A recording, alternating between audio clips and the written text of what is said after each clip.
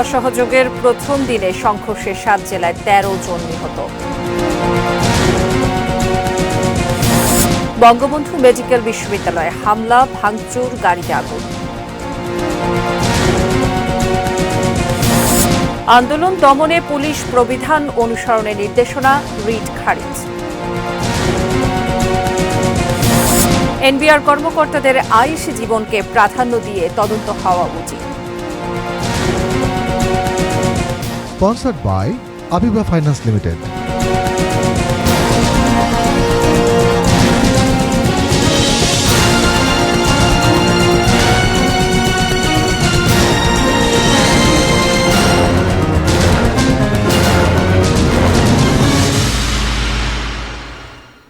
এটি নিউজ দেখছেন। বেলা 3টা নিউজ আওয়ারে আপনাদের সবাইকে আমন্ত্রণ জানাচ্ছি। আমি মুন্নি ইউসুফ। সংবাদ শিরোনামগুলো শুনছিলেন।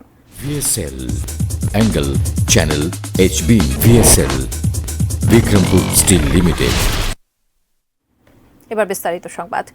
আন্দোলনকারী ও আওয়ামী লীগ কর্মীদের মধ্যে সংঘর্ষে 7 জেলায় 13 জন নিহত হয়েছেন। তার মধ্যে পাবনায় 3, মুন্সিগঞ্জে 2, মাগুরায় 2, রংপুরে 2 এবং কুমিল্লা ও জয়পুরহাটে 2 জন মারা গেছেন। বগুড়ায় পুলিশের গুলিতে নিহত হয়েছেন 2 জন, আহতের সংখ্যা অনেক। রোববার দুপুরে পাবনা শহরে ট্রাফিক মোড়ে আন্দোলনকারী ও আওয়ামী লীগ কর্মীদের মধ্যে সংঘর্ষে গুলিবিদ্ধ হয়ে 2 জন নিহত হন। মাহবুবুল ও জাহিদুল ইসলাম নামের 2 আন্দোলনকারী। পরে আরও একজনের মৃত্যুর খবর আসে। সকালে মুন্সিগঞ্জ শহরের থানারপুল চত্বরে অসহযোগের পক্ষে আন্দোলনকারীরা জড়ো হলে আওয়ামী লীগের নেতাকর্মীদের সাথে তাদের সংঘর্ষ শুরু হয়। এ সময় গুলিবিদ্ধ হয়ে 2 জনের মৃত্যু হয়। সকাল 11টার দিকে শহরের ঢাকা রোড, পার্নান্দু আলী, ভাইনার মোড় সহ বিভিন্ন স্থানে ছাত্রলীগ, যুবলীগ কর্মীদের সঙ্গে আন্দোলনকারী ও বিএনপি সমর্থকদের সংঘর্ষ হয়। এতে গুলিবিদ্ধ হয়ে মাগুরা জেলা ছাত্রদলের যুগ্ম সম্পাদক মেহেদী হাসান রাব্বি সহ 2 জন নিহত হন, আহত হন অর্ধশত। রংপুরে আন্দোলনকারী ও ছাত্রলীগ, যুবলীগ কর্মীদের মধ্যে সংঘর্ষে 2 জন, কুমিল্লায় 1 জন এবং জয়পুরহাটে মেহেদী হাসান নামে 1 শিক্ষার্থী নিহত হন। অন্যদিকে বগুড়ায় পুলিশের গুলিতে নিহত হয়েছেন 2 আন্দোলনকারী। রাজধানীর শাহবাগ মোড়ে আন্দোলনকারী ও ছাত্রলীগ, যুবলীগ কর্মীদের মধ্যে ধাওয়া পাল্টা ধাওয়ার ঘটনা ঘটেছে। এ সময় বঙ্গবন্ধু শেখ মুজিব মেডিকেল বিশ্ববিদ্যালয় হাসপাতালের ভেতর বিভিন্ন স্থানে ভাঙচুর ও যানবাহনে আগুন দেওয়া হয়। বেলা 11টার দিকে শাহবাগ এলাকায় বিক্ষোভকারীরা জড়ো হন। এ সময় আওয়ামী লীগ নেতাকর্মীদের সাথে ধাওয়া পাল্টা ধাওয়ার ঘটনা ঘটে। 2 পক্ষের মধ্যে সংঘর্ষে হাসপাতাল প্রাঙ্গণে রাখা কয়েকটি গাড়ি ভাঙচুর করা হয়। পরে হাসপাতালের সামনে রাখা যানবাহন ও অ্যাম্বুলেন্সে অগ্নিসংযোগ করা হয়। সিলিন্ডার বিস্ফোরিত হলে আগুন আরও ছড়িয়ে পড়ে। বেলা 11:30টার দিকে শাহবাগে আন্দোলনকারীরা জড়ো হয়ে গাড়ি চলাচল বন্ধ করে দেয়। তাদের সরকার পতনের ডাকে বিভিন্ন ধরনের স্লোগান দিতে শোনা গেছে। এ সময় হাসপাতালের কর্মচারী, রোগী সহ তাদের স্বজনদের মধ্যে আতঙ্ক ছড়িয়ে পড়ে। কোটা বিরোধী আন্দোলনকারীরা রাজধানীর বিভিন্ন স্থানে জড়ো হয়ে বিক্ষোভ সমাবেশ করছেন। 1 দফার দাবিতে বিভিন্ন স্লোগান দিতে দেখা যায় তাদের। রাজধানী বাড্ডা, পুরান ঢাকা সায়েন্স ল্যাব, ঢাকা বিশ্ববিদ্যালয় ও যাত্রাবাড়ি এলাকা সহ বিভিন্ন জায়গায় কোটা বিরোধী আন্দোলনকারীরা বিক্ষোভ করছেন। এ সময় তাদের বিভিন্ন দাবি সম্বলিত প্ল্যাকার্ড বহন করতে দেখা যায়। নিজেদের দাবি নিয়ে তারা বিক্ষোভ অব্যাহত রেখেছেন।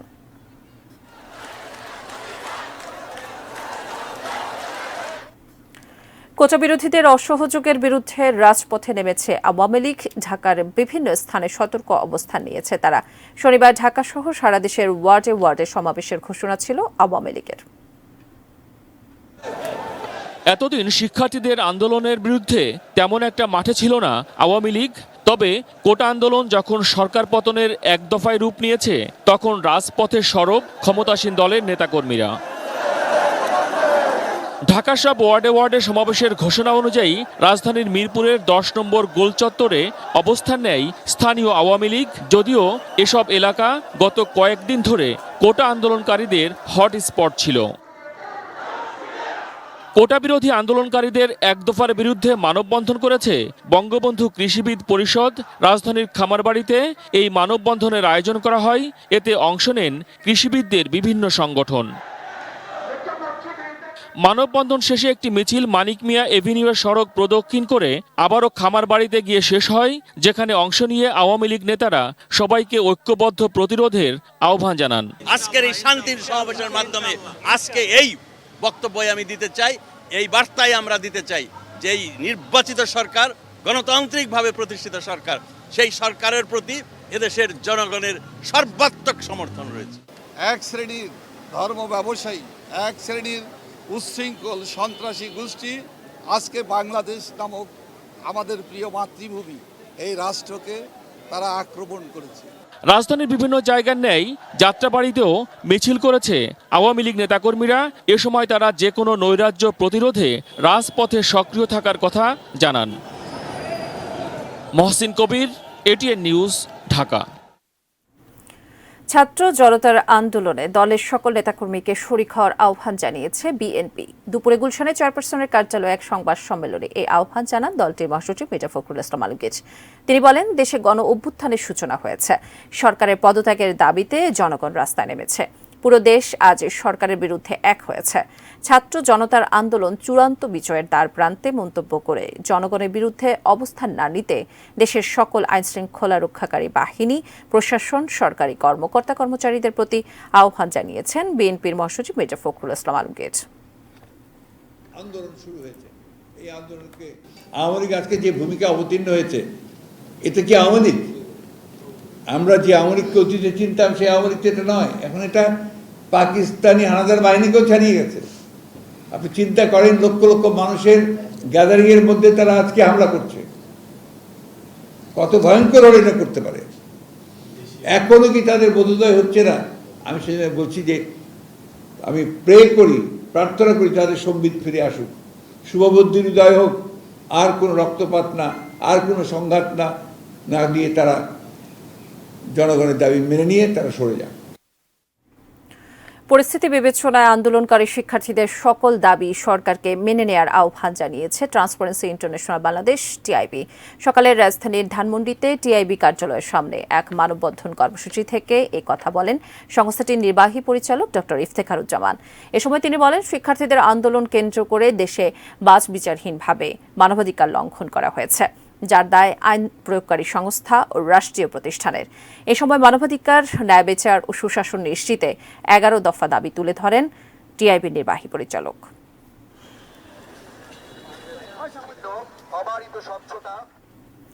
আন্দোলনকারীদের ওপর গুলি করার ক্ষেত্রে বাংলাদেশের পুলিশ প্রবিধান পিআরবি কঠোরভাবে অনুসরণ করতে বলা হয়েছে আইনশৃঙ্খলা বাহিনীকে।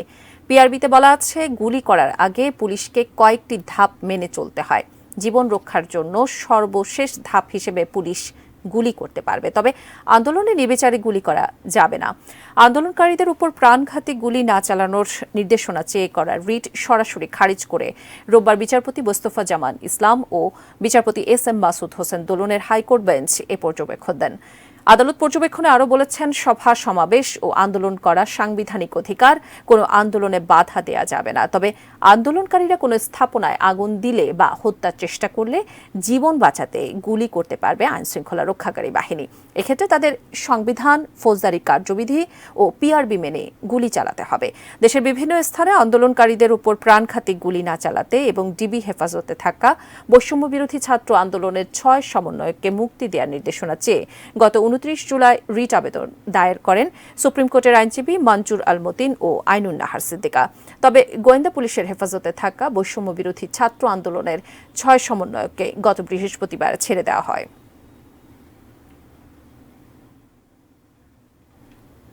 কোটাবিরোধী আন্দোলনে সাংবাদিক নির্যাতন, হত্যা, সহিংসতা ও নৈরাজ্যের প্রতিবাদে মানববন্ধন করেছেন গণমাধ্যম কর্মীরা।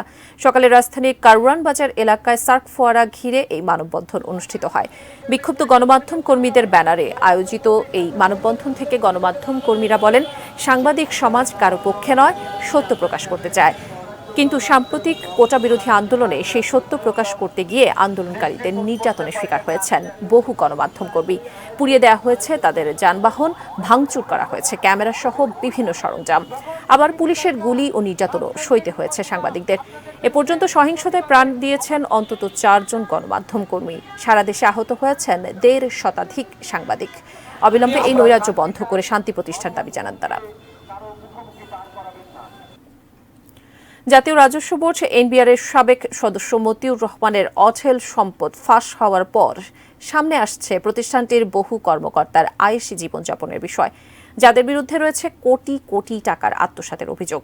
এসব কর্মকর্তাদের অগ্রাধিকার দিয়ে দুর্নীতি দমন কমিশন দুদকের কাজ করা উচিত বলে মনে করে ট্রান্সপারেন্সি ইন্টারন্যাশনাল বাংলাদেশ টিআইবি। তাওহিদ সরফ জানাচ্ছেন বিস্তারিত। কুরবানির সময় 15 লাখ টাকা ছাগল কিনতে গিয়েছিলেন এনবিআর এর সাবেক কর্মকর্তা মতিউর রহমানের ছেলে ইফাত। এরপরই সামনে চলে আসে তার বাবার অঢেল সম্পদের বিষয়। এরই মধ্যে অবরুদ্ধ করা হয়েছে বরিশাল, গাজীপুর, টঙ্গী এবং ঢাকায় থাকা মতিউর রহমান ও তার পরিবারের জমি এবং পার্ক।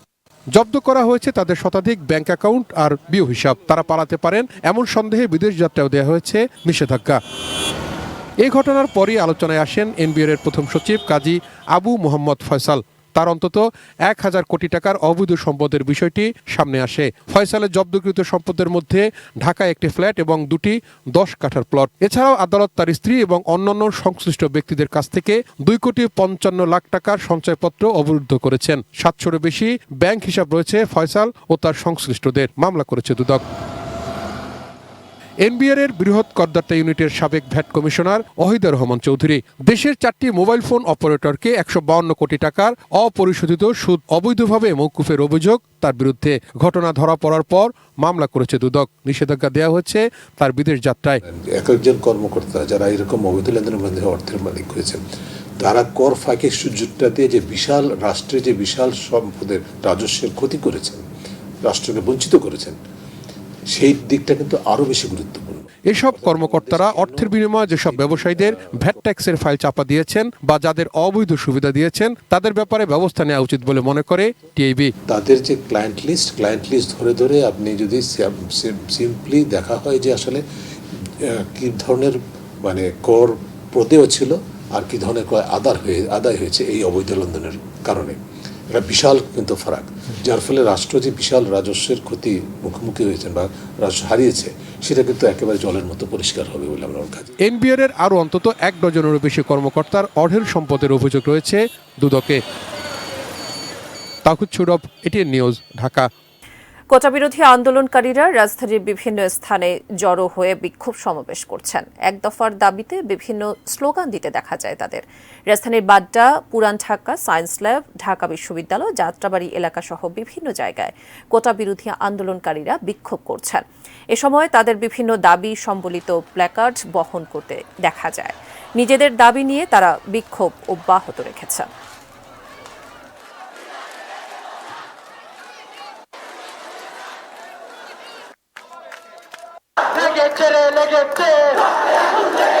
রক্তে আগুনে লেগেছে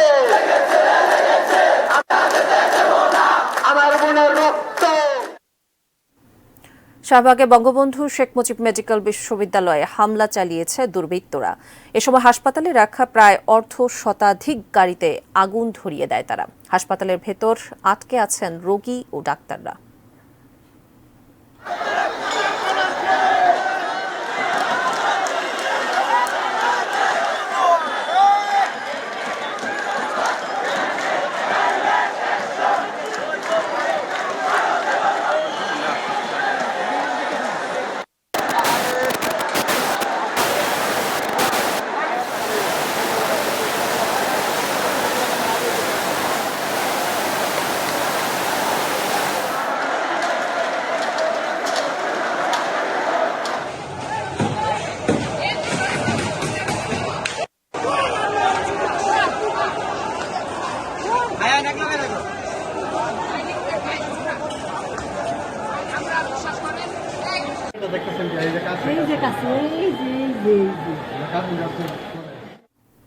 মুন্সিগঞ্জে বৈষম্য বিরোধী আন্দোলনকারী ও আওয়ামী লীগ কর্মীদের সংঘর্ষে 2 জন নিহত হয়েছেন।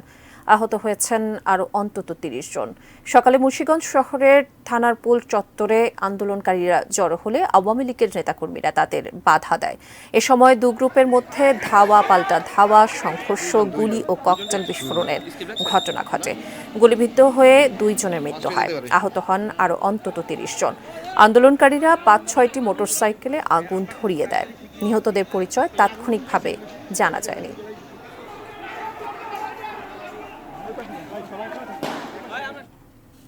রাজধানী মিরপুর 10 থেকে 2 নম্বর পর্যন্ত সড়কে জড়ো হয়েছেন আওয়ামী লীগ, যুবলীগ ও ছাত্রলীগের হাজারো নেতাকর্মী। রোববার সকাল 10:30 থেকে বিভিন্ন ওয়ার্ডের নেতাকর্মীরা দলে দলে যোগদান করতে শুরু করেন। এ সময় মিরপুর 10 নম্বর ও এর আশপাশের সব সড়কে যান চলাচল বন্ধ হয়ে যায়। বিশেষ প্রয়োজনে যারা বাইরে বের হয়েছেন তারা হেঁটেই গন্তব্যে রওনা দিচ্ছেন। এদিকে বেলা যত বাড়ছে ততই আওয়ামী লীগ ও এর অঙ্গ সংগঠনের নেতাকর্মীরা মিছিল নিয়ে জয় বাংলা স্লোগান দিয়ে সড়কে জড়ো হচ্ছেন।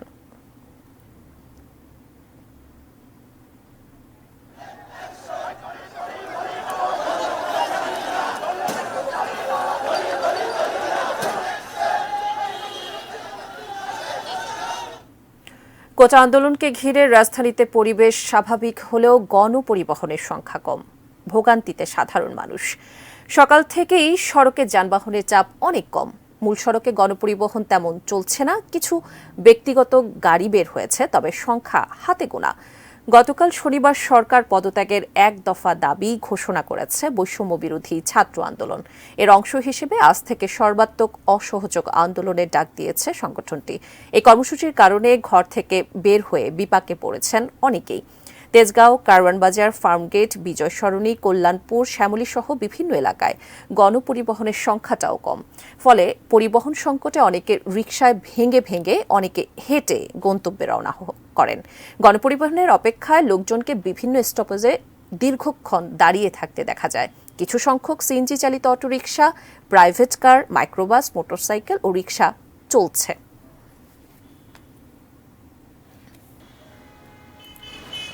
পরিবহন সবসময় যেরকম যে পরিমাণ থাকে তার চেয়ে কম ছিল অনেক। যাওয়াটা যতটুকু প্রবলেম হয়, বিকেলে আসাটা তার চেয়ে বেশি একটু প্রবলেম হয়। একে তো জ্যাম, তারপর হচ্ছে গণপরিবহন কম। আমি 20 মিনিট দাঁড়িয়েছিলাম, তারপরে একটা গাড়ি পেলাম, একটা বিআরটিসি আমার ক্রস করে চলে আসছে, আর গাড়ি পিছনে পাওয়া যাচ্ছে না। তো আসলে আমরা যে দেশের পরিবেশ পরিস্থিতি, এখানে আসলে এখন সর্বসাধারণ আমরা পরিত্রাণ চাই। এখন যেভাবে পরিত্রাণ পাওয়া যায়, এভাবে মনে করেন সুশীল সমাজ থেকে শুরু করি, বর্তমান সরকার থেকে শুরু করি, সবাই আমাদেরকে উদ্যোগী হতে হবে এবং দেশটাকে আমরা অস্থিরতার দিকে নিয়ে যাওয়া, এটা আমাদের সাধারণ পাবলিকের কাম্য না আর কি। এদিকে কোটা বিরোধী আন্দোলনকারীদের এক দফার বিরুদ্ধে মানববন্ধন করেছে বঙ্গবন্ধু কৃষিবিদ পরিষদ। রাজধানীর খাবারবাড়িতে এই মানববন্ধনের আয়োজন করা হয়। এতে অংশ নেন কৃষিবিদদের বিভিন্ন সংগঠন। মানববন্ধন শেষে একটি মিছিল মানিক মিয়া অ্যাভিনিউর সড়ক প্রদক্ষিণ করে আবারও খামারবাড়িতে এসে শেষ হয়।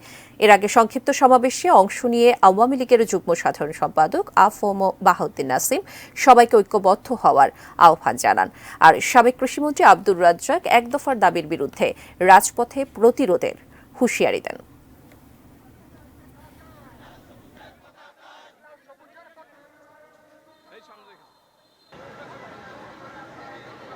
আজকের এই শান্তির সমাবেশের মাধ্যমে আজকে এই বক্তব্য আমি দিতে চাই, এই বার্তাই আমরা দিতে চাই যে এই নির্বাচিত সরকার, গণতান্ত্রিকভাবে প্রতিষ্ঠিত সরকার, সেই সরকারের প্রতি এদেশের জনগণের সর্বাত্মক সমর্থন রয়েছে।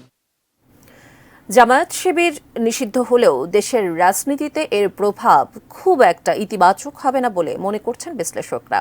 বলছেন, নিষিদ্ধের এই সিদ্ধান্ত দেরিতে এসেছে এবং কঠিন একটি সময় এসেছে। তাই এখন বরং দেশের সার্বিক নিরাপত্তা ব্যবস্থায় জোর দিতে হবে।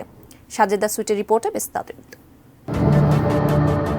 বাংলাদেশের স্বাধীনতা যারা চায়নি, স্বাধীন দেশে তাদের রাজনীতির অধিকার থাকার কথা না, তবু এত বছর বহাল তবিয়তে ছিল জামায়াতে ইসলামী। তাদের নিষিদ্ধ করতে অসংখ্য সুযোগ ও কারণ থাকার পরও এত লম্বা সময় লেগে গেল সিদ্ধান্তটি পাকা করতে। বেটার লেট দেন নেভার। একটা বড় ধরনের স্ট্যান্ড সরকার নিয়েছে, আদর্শিক স্ট্যান্ড যেটা বলি। বিশ্লেষকরা সতর্ক করছেন, জামায়াতের নেতাকর্মী ও সমর্থকরা আদর্শ বদলায়নি, তাই রাজনীতিতে টিকে থাকতে রূপ বদলাবে। শুধু জামাত আর শিবিরকে আমি ব্যান করে দিলাম এই নামে করতে পারলো না, কিন্তু তার নানা প্রতিষ্ঠান যেটা আছে সেই প্রতিষ্ঠানের মাধ্যমে করবে। জাতীয় আন্তর্জাতিক যে ষড়যন্ত্র বা চাপ বা তাদের নেটওয়ার্ক যেটা আছে, এটা তো নতুন কিছু না। অফিসিয়ালি জামাত আর শিবির বলতে আর কিছু থাকবে না। এই ব্যানারে আর সমাবেশ করতে তারা পারবে না। ব্যান হওয়ার পর যাতে আওয়ামী লীগের ব্যানারে আসতে পারে একটা টপ টু বটম, সেটা দেখার দায়িত্ব হলো রাজনৈতিক নেতৃত্বে। আন্ডারগ্রাউন্ডে গিয়া বা অন্য পার্টির ভিতরে গিয়ে যদি সন্ত্রাসী কর্মকাণ্ড করে, তাদের আইনের আশ্রয় নিয়ে আসা। তাদের তো একটা পার্সেন্টেজ অফ সাপোর্ট আছে দেশের মধ্যে, 8 থেকে 9%। সুতরাং কোনো না কোনো দিকে তারা যাবে। তো অনেকেই প্রেডিক্ট করে যে এরা বেশিরভাগই বিএনপিতে চলে যাবে। জাতীয় রাজনীতিতে এটার কোনো খুব বেশি ইতিবাচক ভূমিকা আসবে। মানে জাতীয় রাজনীতির যে চরিত্র বাংলাদেশের, যে সাংঘর্ষিক চরিত্র বিএনপি আওয়ামী লীগের মধ্যে, এটা ধারাবাহিকভাবে থাকবে। সন্ত্রাস বিরোধী আইনে নিষিদ্ধ হয়েছে জামায়াত শিবির। তবে সন্ত্রাসের ব্যাখ্যা পরিষ্কার না থাকলে সামনের দিনের রাজনীতিতে বড় বিপদ গুনতে হতে পারে বলে শঙ্কা বিশ্লেষকদের। যে কাউকে তখন তারা সন্ত্রাসী বানায় কিন্তু নিষিদ্ধ করে দিতে পারে। কোনটা সন্ত্রাসী কর্মকাণ্ড, কোনটা না, এই ডেফিনিশনটা যদি ক্লিয়ার না হয় তাহলে এটা ভবিষ্যতের জন্য ভয়াবহ। নিষিদ্ধ হলেই সহিংস মনোভাব চলে যায় না কারো, তাই এখন পুরো দেশের নিরাপত্তায় জোর দিতে বলছেন তারা। এই যে উদ্যোগটা সরকার নিল, এটা যে কোনো সময় তারা যে ব্যাকফায়ার করবে না, তারা যে প্রতিশোধ নেওয়ার চেষ্টা করবে না, এই সম্ভাবনাকে আপনি উড়াই দিতে পারবেন না।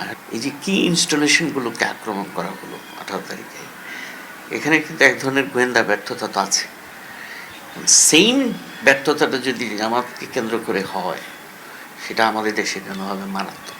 যদি তারা বড় ধরনের কোনো ইনস্টলেশনের একটা বড় ক্ষতি করে ফেলায়, তো সেই দায় কে নেবে? তখন সরকারের উপরেই এটা দায় যাবে। সুতরাং তারা যে টাইমিংটা বেছে নিয়েছে, এই টাইমিংটা কিন্তু খুব রিস্কি।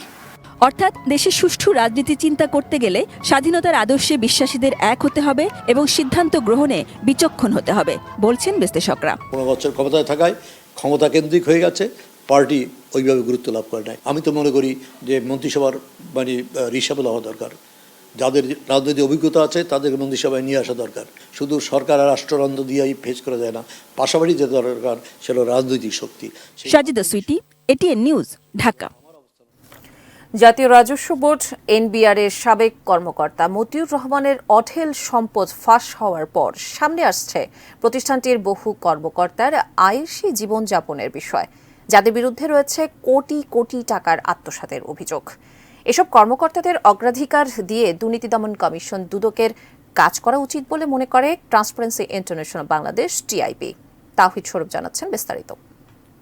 কুরবানির সময় 15 লাখ টাকা ছাগল কিনতে গিয়েছিলেন এনবিআর এর সাবেক কর্মকর্তা মতিউর রহমানের ছেলে ইফাত। এরপরই সামনে চলে আসে তার বাবার অঢেল সম্পদের বিষয়। এরই মধ্যে অবরুদ্ধ করা হয়েছে বরিশাল, গাজীপুর, টঙ্গী এবং ঢাকায় থাকা মতিউর রহমান ও তার পরিবারের জমি এবং পার্ক। জব্দ করা হয়েছে তাদের শতাধিক ব্যাংক অ্যাকাউন্ট আর বিও হিসাব। তারা পালাতে পারেন এমন সন্দেহে বিদেশ যাত্রাও দেওয়া হয়েছে নিষেধাজ্ঞা।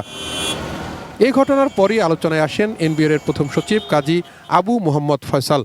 তার অন্তত 1000 কোটি টাকার অবৈধ সম্পদের বিষয়টি সামনে আসে। ফয়সালের জব্দকৃত সম্পদের মধ্যে ঢাকায় একটি ফ্ল্যাট এবং 2টি 10 কাঠার প্লট। এছাড়াও আদালত তার স্ত্রী এবং অন্যান্য সংশ্লিষ্ট ব্যক্তিদের কাছ থেকে 2,55 লাখ টাকার সঞ্চয়পত্র অবরুদ্ধ করেছেন। 700-এরও বেশি ব্যাংক হিসাব রয়েছে ফয়সাল ও তার সংশ্লিষ্টদের। মামলা করেছে দুদক। এনবিআর এর বৃহৎ করদাতা ইউনিটের সাবেক ভ্যাট কমিশনার ওহিদুর রহমান চৌধুরী দেশের 4টি মোবাইল ফোন অপারেটরকে 152 কোটি টাকার অপরিশোধিত সুদ অবৈধভাবে মওকুফের অভিযোগ তার বিরুদ্ধে। ঘটনা ধরা পড়ার পর মামলা করেছে দুদক। নিষেধাজ্ঞা দেওয়া হচ্ছে তার বিদেশ যাত্রায়। একজন কর্মকর্তা যারা এরকম অবৈধ লেনদেনের মধ্যে অর্থের মালিক হয়েছেন, তারা কর ফাঁকের সুযোগটা দিয়ে যে বিশাল রাষ্ট্রে যে বিশাল সম্পদের রাজস্বের ক্ষতি করেছেন, রাষ্ট্রকে বঞ্চিত করেছেন, সেই দিকটা কিন্তু আরো বেশি গুরুত্বপূর্ণ। এসব কর্মকর্তারা অর্থের বিনিময়ে যেসব ব্যবসায়ীদের ভ্যাট ট্যাক্সের ফাইল চাপা দিয়েছেন বা যাদের অবৈধ সুবিধা দিয়েছেন, তাদের ব্যাপারে ব্যবস্থা নেওয়া উচিত বলে মনে করে টিআইবি। তাদের যে ক্লায়েন্ট লিস্ট ধরে ধরে আপনি যদি সিম্পলি দেখা হয় যে আসলে কি ধরনের কর প্রদেয় ছিল আর কি ধরনের আদায় হয়েছে এই অবৈধ লেনদেনের কারণে, এটা বিশাল কিন্তু ফারাক, যার ফলে রাষ্ট্র যে বিশাল রাজস্বের ক্ষতি মুখোমুখি হয়েছেন বা রাজস্ব হারিয়েছে, সেটা কিন্তু একেবারে জলের মতো পরিষ্কার হবে বলে আমরা কাছে। এনবিআর এর আরও অন্তত 1 ডজনেরও বেশি কর্মকর্তার অঢেল সম্পদের অভিযোগ রয়েছে দুদকে। তাওহিদ স্বরূপ, এটিএন নিউজ, ঢাকা। পরিস্থিতি বিবেচনায় আন্দোলনকারী শিক্ষার্থীদের সকল দাবি সরকারকে মেনে নেয়ার আহ্বান জানিয়েছে ট্রান্সপারেন্সি ইন্টারন্যাশনাল বাংলাদেশ টিআইবি। সকালে রাজধানীর ধানমন্ডিতে টিআইবি কার্যালয়ের সামনে এক মানববন্ধন কর্মসূচি থেকে এই কথা বলেন সংস্থাটির নির্বাহী পরিচালক ডক্টর ইফতেখারুজ্জামান। এ সময় তিনি বলেন, শিক্ষার্থীদের আন্দোলন কেন্দ্র করে দেশে বাছবিচারহীনভাবে মানবাধিকার লঙ্ঘন করা হয়েছে, যার দায় আইন প্রয়োগকারী সংস্থা ও রাষ্ট্রীয় প্রতিষ্ঠানের। এ সময় মানবাধিকার, ন্যায় বিচার ও সুশাসন নিশ্চিতে 11 দফা দাবি তুলে ধরে জানিয়েছেন টিআইবির নির্বাহী পরিচালক।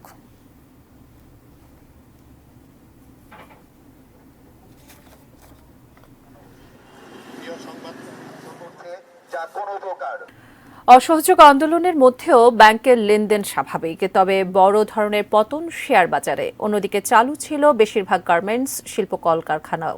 তবে চলমান পরিস্থিতিতে কাজের নিশ্চয়তা নিয়ে শঙ্কিত শ্রমিকরা। মাহাদি সেকেন্দারের রিপোর্ট। কোটা আন্দোলনকারীরা ডাক দিয়েছে অসহযোগ আন্দোলনের, যেখানে রোববার আন্দোলনের বাইরে রাখা হয় ব্যাংক। তবে এদিন সকাল 10টায় ব্যাংক লেনদেন শুরু হলেও গ্রাহক উপস্থিতি ছিল কিছুটা কম। তবে স্বাভাবিক নিয়মে টাকা উত্তোলন ও জমা দিতে দেখা যায় গ্রাহকদের। আমি এখানে আসছি অবশ্য আমার মাসিক যে একটা ডিপিএস আছে, সেই ডিপিএস এর টাকাটা জমা দিতে আসছে এখানে। আমি আসলে টাকা তুলতে তেমন কোনো সমস্যা ভোগ করিনি। আমি প্রত্যেক মাসে স্বাভাবিক নিয়মে মাসের প্রথমে 3-4 তারিখের মধ্যে চলে আসি ব্যাংকে টাকা ওঠানোর জন্য। ব্যাংক খাত সংশ্লিষ্টরা বলছেন, চলমান পরিস্থিতিতে সকল সেবা মিলছে ব্যাংকে। মানুষ তো হয়তো আসলে একটু পরিস্থিতি পর্যবেক্ষণ করে তারপর হয়তো তারা বের হবে। এই জন্য প্রথম দিকে আমরা ভিড় কিছুটা উপস্থিতি কিছুটা কম দেখছি। আর আমাদের তো এটিএম বুথগুলোতে পর্যাপ্ত টাকা আছে, সেখান থেকে হয়তো আমাদের ধারণা যে মানুষ টাকা তুলছে। তবে আন্দোলনে বড় প্রভাব পড়েছে শেয়ার বাজারে। একদিনের সূচক কমেছে প্রায় 100 পয়েন্ট। এতে ক্ষোভ ক্ষুদ্র বিনিয়োগকারীদের। এটা আশা করেই আমরা আসছি যে আজকেও মার্কেট ভালো থাকবে, কিন্তু এসে দেখি মার্কেট অনেক খারাপ। এদিন চালু ছিল গার্মেন্টস ও শিল্প কলকারখানা। শ্রমিকদের উপস্থিতিও ছিল স্বাভাবিক। চলমান অস্থিরতা নিয়ে দুশ্চিন্তা তাদের। আমরা তো গরিব মানুষ, আমাদের তো খেটে খেতে হবে, এই জন্য আমরা কাজে আসি। এরকম পরিস্থিতিতে গার্মেন্টস যদি বন্ধ হয়ে যায় আমাদের জন্য অনেকটা কঠিন হয়ে যাবে। এমন বাস্তবতায় আলোচনা করে সমস্যা সমাধানের অনুরোধও করেছেন গার্মেন্টস শ্রমিকরা। মাহাদি সেকেন্দার, এটিএন নিউজ, ঢাকা। ভারী বৃষ্টি ও পাহাড়ি ঢলে ফেনীর বন্যা নিয়ন্ত্রণ বাঁধ ভেঙে অন্তত 80টি গ্রাম প্লাবিত হয়েছে। রাঙ্গামাটির বাঘাইছড়ি উপজেলার কাঁচালং নদীর পানি বেড়ে এরই মধ্যে নিচু অঞ্চলগুলো প্লাবিত হয়েছে। অন্যদিকে বৃষ্টি কম হওয়ায় বান্দরবানে বন্যা পরিস্থিতির উন্নতি হয়েছে। ফেনীর উত্তরে সীমান্তবর্তী উপজেলা পরশুরাম ও ফুলগাজীতে ভারী বৃষ্টিপাত ও ভারতের উজানের পানিতে বন্যা নিয়ন্ত্রণ বাঁধের 17টি অংশে ভাঙন দেখা দিয়েছে। এতে লোকালয়ে পানি ঢুকে অন্তত 80টি গ্রাম প্লাবিত হয়ে গেছে। পানিবন্দী হয়ে পড়েছে 60,000 পরিবার। রাঙ্গামাটিতে পাহাড়ি ঢলে বাঘাইছড়ি পৌরসভা ও উপজেলার অনেক অংশ পানির নিচে তলিয়ে গেছে। নিম্নাঞ্চল প্লাবিত হওয়ায় পানিবন্দী হয়ে পড়েছে শত শত মানুষ। কাঁচালং নদীর পানি বিপদসীমার উপর দিয়ে প্রবাহিত হওয়ায় বন্যার আশঙ্কায় উপজেলা প্রশাসন সবকটি আশ্রয় কেন্দ্র প্রস্তুত রাখা হয়েছে। বৃষ্টি কম হওয়ায় বান্দরবানে বন্যা এবং জলাবদ্ধতা পরিস্থিতির উন্নতি হয়েছে।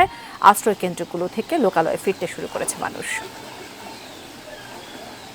এবার দেখবেন business news presented by Pubali bank PLC.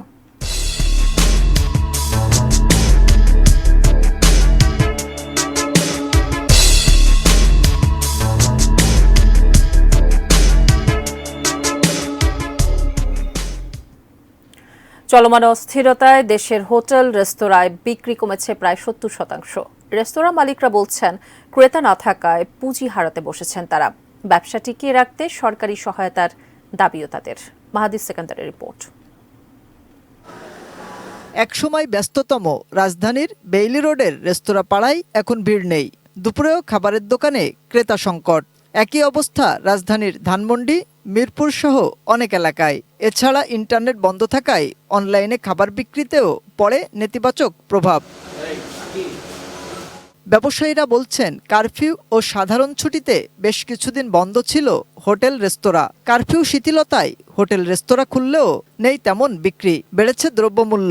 বর্তমান পরিস্থিতিতে আমাদের রেস্টুরেন্ট সেক্টরের ব্যবসা অনেক খারাপ অবস্থায় আছে। ব্যবসা প্রায় নাই বললেই চলে।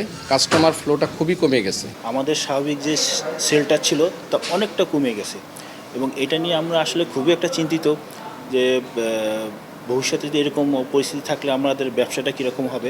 দেশের ছোট বড় মিলিয়ে হোটেল রেস্তোরাঁ প্রায় 4.5 লাখ। এখাত সংশ্লিষ্টরা বলছেন, প্রতিদিনের খরচও উঠছে না তাদের। আমাদের বর্তমান সেল 70% থেকে কমে 30% নেমে এসছে। আমাদেরকে আর্থিকভাবে সহযোগিতা ব্যাংক লোনের মাধ্যমেও বা তাহলে আমার মনে হয় যে এতগুলো লোকের যে কর্মসংস্থানের জায়গাটা আসলে আমরা জানি না যে কীভাবে এখন রেস্টুরেন্ট ভাড়া দেব, কীভাবে আমরা স্টাফ বেতন দেব, কীভাবে আমরা চলবো, এটা বলতে পারছি। করোনার পর দেশের সাম্প্রতিক অস্থির দশা রেস্তোরাঁ ব্যবসায়ে আরেকটি বড় ধাক্কা বলেও মত তার। মাহাদি সেকেন্দার, এটিএন নিউজ, ঢাকা। এবার মেটাল প্রেজেন্স কৃষি সংবাদ, সুজলা সুফলা।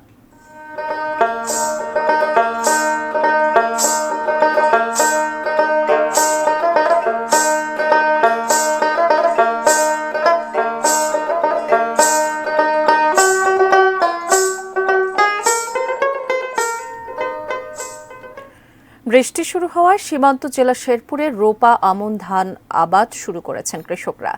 জেলার রোয়াবিল সহ বিভিন্ন এলাকায় ক্ষেতের আগাছা পরিষ্কার, আইল ছেটে জমি চাষ সহ প্রস্তুতি শেষ করেছেন তারা। বীজতলা থেকে চারা তোলা ও আমনের চারা রোপণে ব্যস্ত সময় পার করছেন জেলার কৃষকরা। এ সময় কাঙ্ক্ষিত বৃষ্টি হওয়ায় স্বস্তিতে রয়েছেন চাষিরা। অনেকে নিচু জমিতে জমা বৃষ্টির পানি দেশীয় পদ্ধতিতে সেচের মাধ্যমে উঁচু জমিতে তুলে রোপা আমন আবাদের উপযোগী করে তুলছেন। চলতি মৌসুমে শেরপুর জেলার ৫ উপজেলায় ৯৩,৫৯০ হেক্টর জমিতে আমন আবাদের লক্ষ্যমাত্রা নির্ধারণ করা হয়েছে। দেখছেন বেলা ৩টার নিউজ আওয়ার। এবার দেশের বাইরের খবর।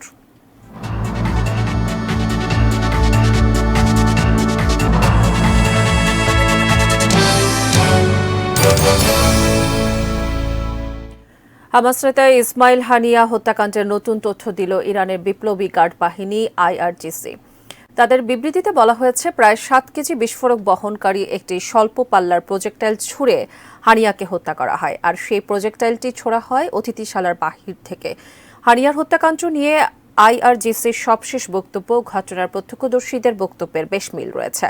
গত বুধবার ঘটনার রাতে ওই ভবনে উপস্থিত থাকা অন্তত 3 জন ব্যক্তি বলেছেন, আগে থেকে পেতে রাখা বোমা নয়, রকেট বা প্রজেক্টাইল ছুড়েই ইসমাইল হানিয়াকে হত্যা করা হয়েছে।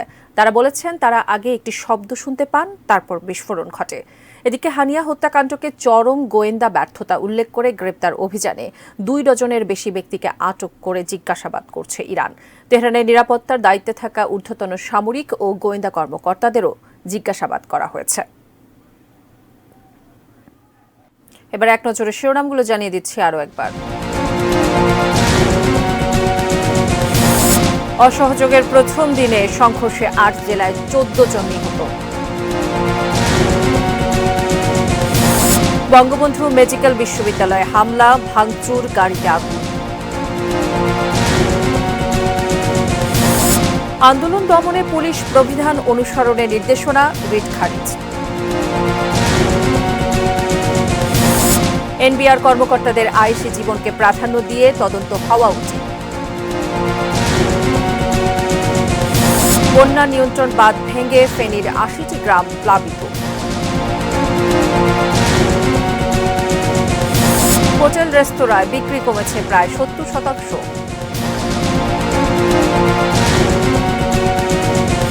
পেতে রাখা বোমা নয়, প্রজেক্টাইল ছুড়ে হানিয়াকে হত্যা করা হয়, জানালো Iran. Sponsored by Abiba Finance Limited. এ ছিল নিউজ আওয়ারে। এটি নিউজের সব খবর জানতে ভিজিট করুন www.etnewstv.com। এছাড়া চোখ রাখুন এটি নিউজের ইউটিউব ও ফেসবুক পেজে। সঙ্গে থাকুন, দেখতে থাকুন এটি নিউজ। ধন্যবাদ সবাইকে।